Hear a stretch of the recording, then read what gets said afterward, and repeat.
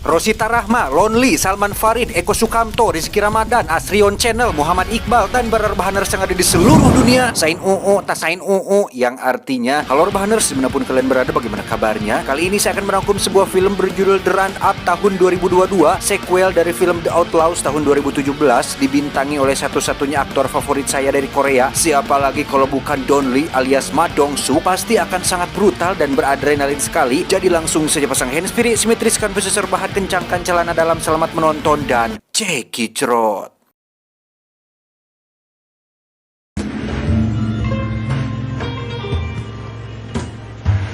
Berlatar tahun 2008, di mana data kepolisian Korea mencatat bahwa ada lebih dari 300 penjahat melarikan diri dari polisi ke luar negeri setiap tahunnya, dan kebanyakan dari mereka kabur dan bersembunyi di wilayah Asia Tenggara untuk melakukan tindakan kriminalitas terhadap turis Korea dan pengusaha lokal yang ada di sana. Vietnam adalah salah satu negara yang disinggahi oleh para penjahat Korea, di mana di situ kita akan diperlihatkan dengan seorang turis yang merupakan anak seorang pengusaha kaya raya di Korea. Dia bernama Yonggi. Yonggi saat ini diajak oleh seorang pria Korea juga bernama Jong Hoon. Ini bebangusnya yang mengatakan jika ada seorang bos rental mobil yang mengajaknya untuk berbisnis, sehingga Yonggi mau diajak ke tempat sepi untuk bertemu langsung dengan bos rental tersebut.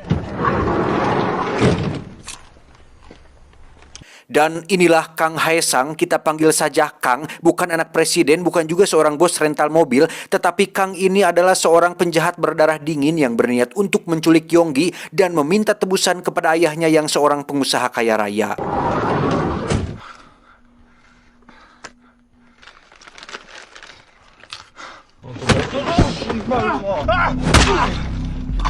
네 눈에는 내가 렌터카 하는 사람으로 보여? 너 납치된 거야. Dan inilah putaran. Beralih ke Korea, kita akan diperlihatkan sebuah situasi tegang tatkala ada seorang penjahat lulusan rumah sakit jiwa sedang mengancam seorang warga sipil menggunakan sebilah pisau. Tidak ada yang berani maju untuk menghentikannya, bahkan para polisi setempat pun agak ragu-ragu dan takut untuk melawannya.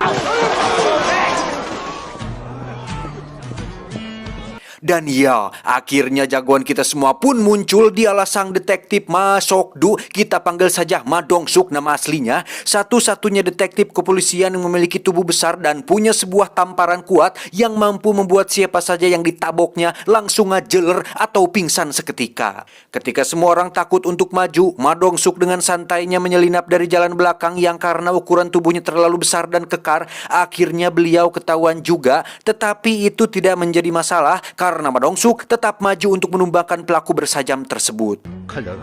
위험하니까 칼 내려놓으라고.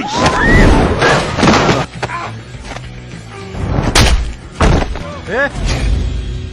기사는 이때 알아서 났냐? 아이고 괜찮아. 눈 가려가지고 난지 몰라. Singkat cerita, Ma Dong Suk terlihat sudah berada di kantor, di mana di situ kita akan diperkenalkan dengan seorang kapten alias atasan Ma Dong Suk bernama, kita panggil saja si kapten. Ini pematuknya. Beliau mengatakan bahwa kantor pusat memerintahkan mereka berdua untuk pergi ke Vietnam karena ada 3 orang penjahat yang sedang berada di sana, yang salah satunya bernama Jong Hoon, orang yang kita lihat tadi di awal film. Di antara mereka berdua tidak ada yang bisa berbahasa Vietnam, sehingga si kapten dengan percaya dirinya mengklaim bahwa dirinya akan menggunakan bahasa internasional, yaitu bahasa Inggris, yang hal tersebut dibuktikan ketika dirinya berbicara bahasa Inggris tapi khusus untuk memesan makanan. Make 2 order salad first. No onion and no balsa vinegar.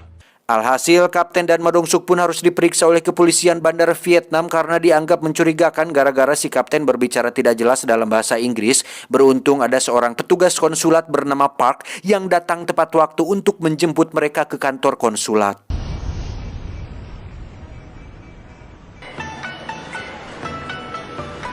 Kembali ke misi, si petugas konsulat mengatakan bahwa selama setahun ini sering sekali terjadi kasus orang hilang dengan modus penculikan, uang tebusan diberikan tapi korban tetap dibunuh, bahkan ada yang jasadnya masih belum ditemukan sampai saat ini. Tak ingin keluar dari tugas, si kapten pun menyuruh Ma Dong Suk untuk fokus saja pada target mereka, yakni si Jong Hoon, di mana dia ternyata sudah menyerahkan diri dari tadi dan saat ini sedang berada di ruangan lain di kantor tersebut. 아유 얄밉게도 처먹네. Seperti biasa, seorang penjahat kecil atau amatir selalu merasa jago di depan Ma Dong-suk tanpa tahu apa hal mengerikan yang bisa diperbuatnya, sehingga ketika Jong-hun menolak buka suara mengenai keberadaan dua temannya yang lain, Ma Dong-suk terpaksa meminta kaptennya untuk menutup CCTV karena sebentar lagi akan dilakukan sesi kejujuran untuk mengetahui seberapa kuatkah si Jong-hun ini bisa menahan tes kejujuran tersebut. 귀를 하나?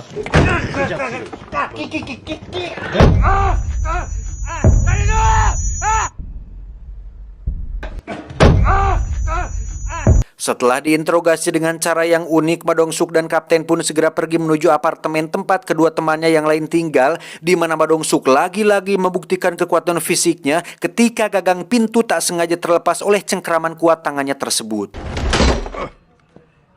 Tak diduga, teman Jong-hun ternyata sudah tewas dengan kondisi yang sangat mengerikan, dibunuh oleh orang lain, sedangkan yang satu lagi menghilang entah kemana, sehingga Ma Dong-suk kembali menemui Jong-hun untuk mencari tahu apa yang sebenarnya sudah terjadi. 야, 일어나 이 새끼야. 아이고, 부모님. 얼른, 일로 와. 아니, 일로 와. 아니. 나가자. 집에 가자. Jong-hun akhirnya jujur bahwa dirinya sengaja menyerahkan diri karena takut dibunuh oleh Kang Hae-sang, seorang penjahat berdarah dingin yang menculik anak orang kaya di adegan awal tadi, yang kemungkinan besar temannya yang ada di apartemen tadi juga dibunuh oleh si Kang Hae-sang ini. 누구 강혜상? 이나요. 리조트 사업하는 최용기를 납치하자고 저희를 꼬드겼어요. Semua berawal dari Jong-hun dan kedua temannya yang merupakan penjahat ecek-ecek ini bekerja sama dengan seorang Kang Hae-sang untuk menculik Yonggi dan meminta uang tebusan darinya, di mana saat Kang Hae-sang mengatakan bahwa mereka bertiga hanyalah penjahat amatir pun jelas menimbulkan sedikit ketidakenakan, yang ketika mobil sedang berhenti sejenak, si Yonggi pun kabur dari mobil dan dengan terpaksa Jong-hun dan kedua temannya turun untuk mengejarnya.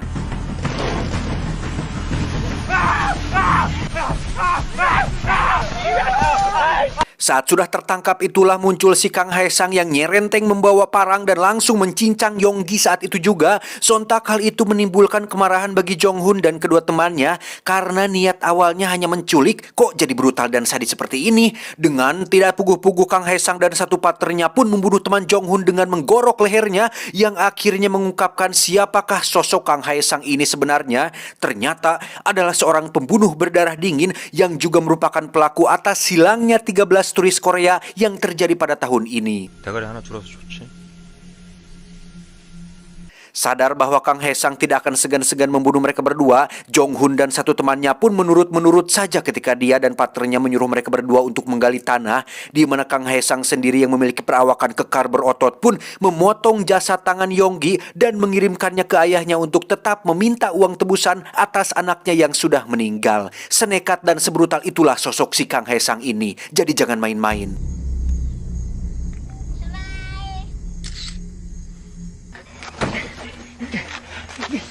Jong-hun sendiri terus memohon kepada Ma Dong-suk agar segera pulangkan dia ke Korea. Terserah mau dipenjara berapa lama pun juga, asalkan dia bisa aman dari sosok si Kang Hae-sang ini. Karena dari rumor yang beredar, Kang Hae-sang adalah sosok yang fokus, nekat, brutal, dan akan melakukan apa saja untuk bisa mencapai tujuannya. Ma Dong-suk pun langsung menelepon rekannya di Korea untuk mencari tahu data tentang asal-usul si Kang Hae-sang ini, kenapa dia sangat ditakuti di dunia kriminal bahkan oleh para penjahat seprofesi sekalipun. Dan sembari itu, Ma Dong-suk dan kapten pun pergi ke tempat dikuburnya jasad Yonggi untuk membuktikan kebenaran perkataan si Jong-hun tadi.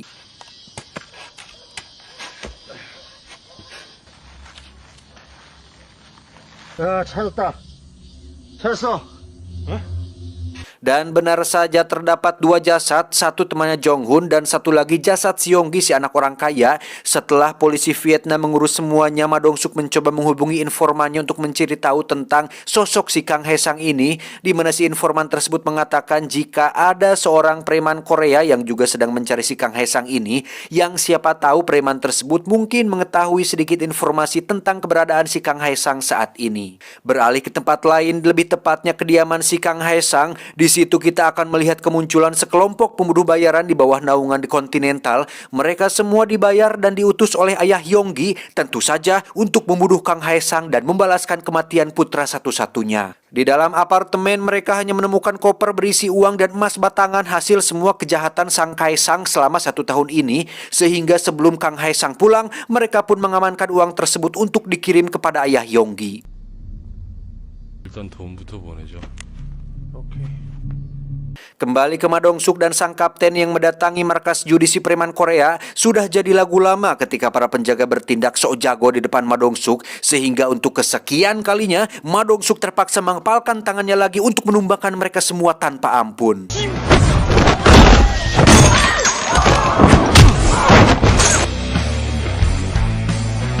Si preman itu pun terpaksa menodongkan pistol yang bisa dengan begitu mudahnya direbut oleh Ma Dong-suk, sehingga dia akhirnya mau buka suara tentang kediaman si Kang Hae-sang ini, dan anak buahnya lah yang tahu di mana dia tinggal saat ini. 강해상이 위치 파악해서 가고 있어. 너는 뭐 좀 나온 거 없어? 이름은 최춘백, 좋은 캐피탈이라고 대부업체 회장입니다. Sementara itu, Kang Hae-sang terlihat baru saja pulang dari tempat karaoke. Melihat ada puntung rokok yang masih menyala, dia sudah bisa langsung menebak jika ada seseorang yang sudah masuk ke dalam kamarnya tanpa izin, sehingga Hae-sang langsung masuk ke kamar mandi dan menutup pintunya rapat-rapat. Dan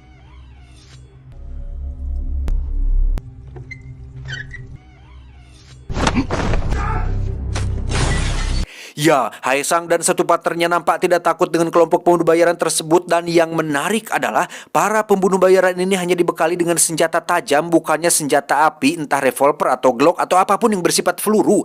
Nampaknya para pembunuh bayaran ini merasa kurang greget apabila menggunakan pistol seperti moto Kang Medog, sehingga mereka semua harus bertarung melawan Hae-sang menggunakan sajam dan tangan kosong saja.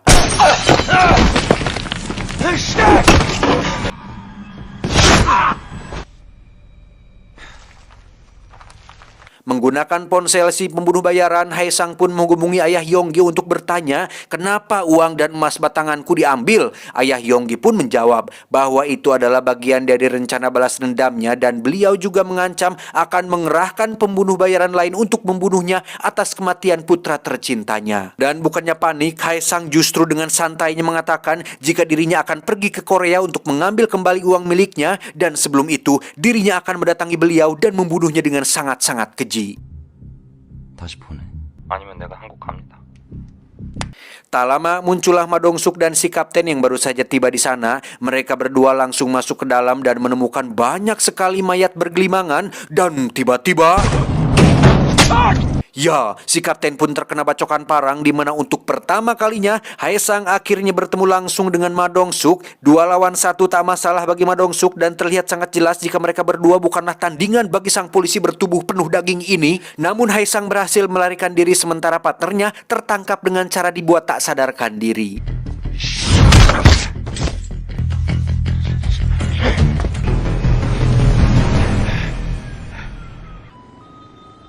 알았어, 그 새끼 내가 잡을 테니까 넌 안정을 좀 취해. 어떻게 안정을 취해? 이제 나 혼자 오줌도 못 싸. 두 분 다 추방 결정 내려졌습니다. Akibatnya mereka berdua harus dideportasi dari Vietnam atas keributan yang terjadi, sementara Ma Dong-suk terus menggali informasi dari partnernya yang akhirnya berkesuara tentang kemana Hae-sang akan pergi, yakni pergi menuju Korea dengan naik kapal ilegal. 자, 우리 가야 돼. Singkat cerita, mereka berdua akhirnya sampai di bandara Korea, di mana sang kapten bercerita kepada anak buahnya bahwa luka tersebut dia dapatkan dari pertarungan melawan puluhan penjahat. Lah, tak ingin buang waktu, Ma Dong-suk pun pergi ke sebuah tempat yang merupakan markas seorang mantan gangster. Dia bernama Jang Isu, bekas ketua dari geng Isu. Yang pernah nonton film sebelumnya pasti sudah tahu bahwa Jang Isu ini dulunya botak dan selalu saja bisa dimanfaatkan oleh si Ma Dong-suk. Tak jauh beda dengan dulu, Jang Isu yang sekarang pun sama lemahnya ketika harus berhadapan dengan Ma Dong-suk, di mana dia dipaksa untuk mencari informasi mengenai kapal yang akan tiba di pelabuhan Korea, hingga didapatkan lokasi pelabuhan yang akan menjadi tempat tibanya si Hae-sang di Korea ini. 불렀냐? 아닙니다. Singkat cerita, Ma Dong-suk dan anak buah pun terus mengawasi kamera CCTV untuk mengamati kedatangan si Hae-sang, di mana mereka akhirnya mendapatkan gambarnya dan langsung memasukkan fotonya dalam daftar pencarian orang alias DPO. Sementara untuk si pengusaha kaya, dia tidak ingin begitu saja membiarkan pembunuh anaknya tenang dengan menyewa lagi para pembunuh bayaran, dan kali ini dia tidak main-main lagi dengan tidak hanya menyewa puluhan orang, tetapi ratusan pembunuh bayaran dia sewa hanya untuk memburu si Hae-sang licin ini. Kembali ke Ma Dong-suk dan si si kapten yang kena marah oleh Bapak Kapolda, di mana kekacauan yang mereka timbulkan jelas sudah membuat pusing Bapak Kapolda ini, sehingga kasus tersebut akan diserahkan ke luar negeri untuk diselesaikan. Tak ingin melepaskan kasus ini begitu saja, Ma Dong-suk dan si kapten sudah mempersiapkan kata-kata untuk merayu dan membujuk si Bapak Kapolda dengan menjelaskan secara detail kronologi kasusnya, yang pada intinya, jika kepolisian mereka berhasil menangkap si Haesang, maka reputasi kepolisian mereka dipastikan akan naik dan citra Bapak Kapolda pun akan semakin baik di mata masyarakat. 꼼꼼하게 좀 읽어보시라니까 그러네.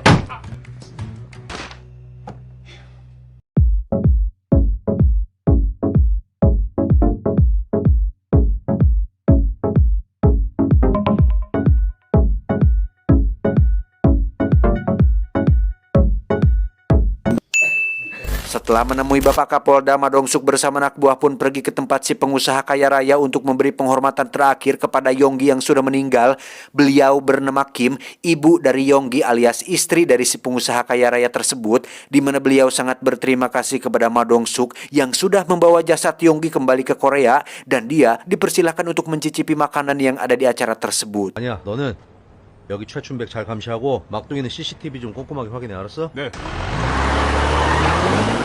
Sementara itu kita akan diperlihatkan dua orang Filipina yang baru saja tiba di Korea. Mereka merupakan penjahat dan pembunuh kejam sama seperti si Haesang, dan justru kedatangan mereka berdua ke sini adalah atas undangan si Haesang yang membutuhkan bantuan untuk membawa kembali uang dan emas batangan yang telah si pengusaha ambil. Mereka berdua langsung pergi ke gedung tempat diadakannya upacara penghormatan almarhum Yonggi, di mana saat akan masuk, di situ mereka melihat ada sebuah mobil berisi 6 orang pembunuh bayaran yang sepertinya disewa untuk memburu si Haesang. Tanpa rasa takut akan kalah jumlah, mereka berdua pun dengan percaya dirinya membuka pintu mobil, yang sontak hal tersebut membuat ke-6 pembunuh bayaran ini terkejut. Loh, siapa antum? Tanpa banyak omong, mereka berdua langsung membunuh ke-6 pembunuh bayaran tersebut dengan hanya menggunakan parang dan sebilah belati.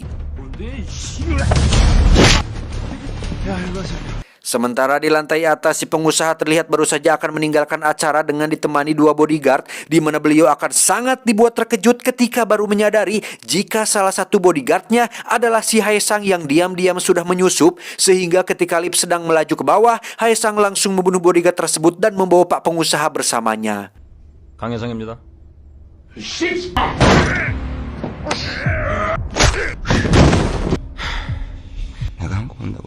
Sesampainya di bawah, Haesang langsung disambut oleh kedua orang Filipina tadi, di mana mereka berdua meminta bayaran lebih karena baru saja tiba. Mereka sudah harus bekerja keras untuk membunuh para pembunuh bayaran tersebut.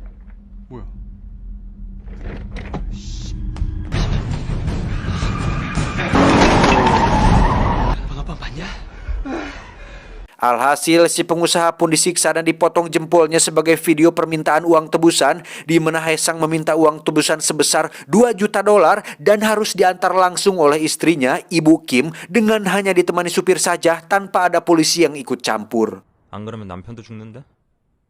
그랬으면 나는 고맙지. 우리 내일은 잘해서 남편 한번 살려봅시다. Bingung karena wajah Ma Dong-suk sudah dikenali dan anak buahnya juga rawan untuk dikenali, Ma Dong-suk akhirnya meminta bantuan kepada Jang Isu, sang mantan ketua gangster, untuk jadi supir Ibu Kim, dan sangat mengejutkan, Jang Isu bersedia untuk melakukan hal tersebut. 진짜 족같네 진짜. Membawa uang sebanyak $2 juta tentu membuat Jang Isu ngiler dibuatnya dan sangat ingin sekali memilikinya karena bisa memulai kehidupan baru tanpa harus melakukan bisnis ilegal lagi. Namun saat ini dirinya harus fokus untuk jadi supir Ibu Kim sesuai perintah dari Ma Dong-suk. 형사님, Dalam perjalanan menuju lokasi penyerahan uang tebusan ini, Ma Dong-suk tentu sudah menyiapkan segala kemungkinan, dimulai dengan mengutus mobil pos berisi anak buahnya yang akan terus mengikuti dari belakang kemanapun Ibu Kim pergi, serta mengutus satu anak buahnya yang lain untuk melacak lokasi disekapnya si pengusaha, dan syukur-syukur bisa melepaskan si pengusaha sebelum Ibu Kim sampai di lokasi penyerahan uang tersebut. Tak hanya Ma Dong-suk, Haesang juga sudah mengirim kedua orang Filipina tadi untuk terus mengikuti pergerakan Ibu Kim, di mana mereka akan merebut uang tebusan tersebut di tengah jalan karena tidak ingin menyerahkan si pengusaha tersebut begitu saja.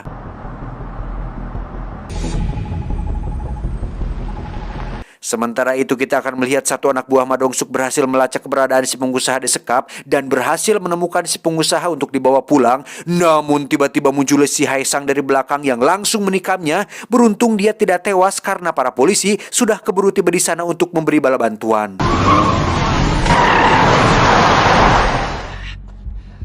너 왜 그래? 강희상 이 새끼가 치고 도망갔다니까. Dengan terpaksa, Haesang pun kabur menggunakan mobilnya di mana dia langsung menghubungi kedua orang Filipina tadi untuk segera mundur karena polisi sudah keburu mengepung. Namun di sini terjadi sedikit selek ketika kedua orang Filipina ini curiga jika itu hanyalah akal-akalan si Haesang untuk menguasai uang tebusan itu sendirian, sehingga kedua orang Filipina ini tetap pada rencananya untuk mencegat Ibu Kim di tengah jalan. 씨발 새끼야. 아줌마 제껴. Melihat mobilnya dicegat, Jang Isu pun segera mempalegodkan mobilnya dan masuk ke dalam parkiran mall, di mana kedua orang Filipina tadi ternyata tidak mudah menyerah dan mengejar Ibu Kim ke parkiran mall tersebut. Ibu Kim pun meminta supaya Jang Isu segera kabur saja dan biarkan uang tersebut diambil oleh mereka. Namun Jang Isu tidak ingin membiarkan uang sebanyak itu diambil begitu saja, karena seperti yang saya katakan tadi, Jang Isu ini mantan kriminal juga dan ingin uang tersebut menjadi miliknya, sehingga dia nekat memilih untuk menghadapi kedua orang Filipina tersebut daripada kabur menyelamatkan nyawanya sendiri. 아자이 가자. 야안 내려. 안 내려. Jang Isu akhirnya berhasil kabur membawa uang tebusan tersebut, sementara satu orang Filipina itu pergi mengejar Ibu Kim dan yang satunya lagi harus berhadapan dengan dua orang polisi yang sudah tiba di sana.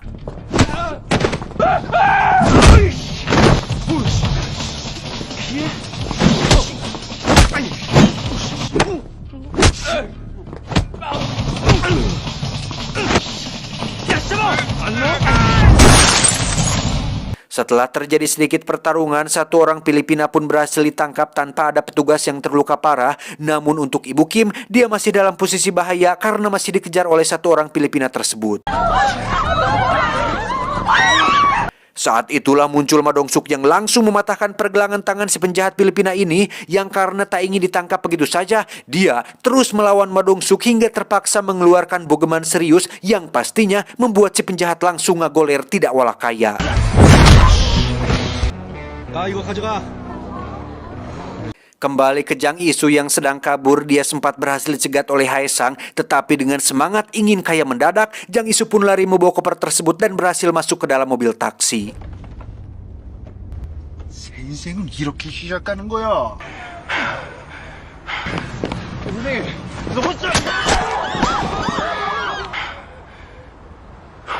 Jang Isu pun pergi ke pelabuhan dan menghubungi satu orang kapten kapal bermata satu alias Pecak, di mana kapten kapal ilegal ini merupakan kenalan dekat Haesang yang sebelumnya membawa Haesang datang ke Korea. Alhasil bukannya dijemput oleh si kapten kapal, Jang Isu justru didatangi oleh si Haesang yang bermaksud untuk mengambil kembali uangnya, di mana Jang Isu sempat petantang petenteng menolak memberikan uang tersebut. Tetapi ketika sajam Haesang lebih besar daripada miliknya, saat itulah Jang Isu langsung kabur tanpa melakukan perlawanan sedikit pun. 오지 말라고 이 개새끼야.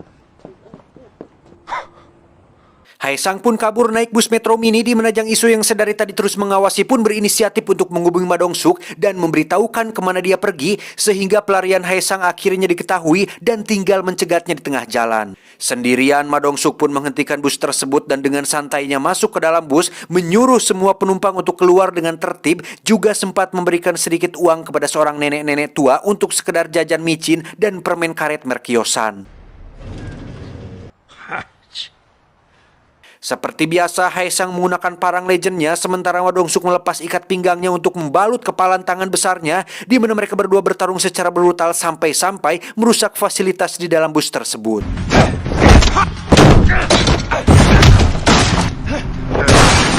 Dan seperti Anda lihat, Haesang tentu bukanlah tandingan seorang Ma Dong-suk, bahkan jauh di bawah Ma Dong-suk, yang meskipun Haesang berpengalaman dalam dunia kriminal, Ma Dong-suk jauh lebih berpengalaman karena pernah jadi personil di Eternal di Marvel Cinematic Universe.